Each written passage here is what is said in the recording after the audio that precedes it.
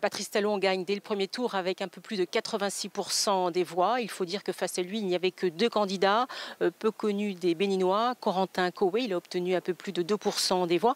Et l'autre, Alassane Soumanou, a obtenu un peu plus de 11%. En fait, la majorité des figures de l'opposition n'a pas pu se présenter. Il y a les opposants qui n'ont pas obtenu leur parrainage. Et puis, il y a les autres, ceux qui ont été empêchés en raison de peine d'inéligibilité.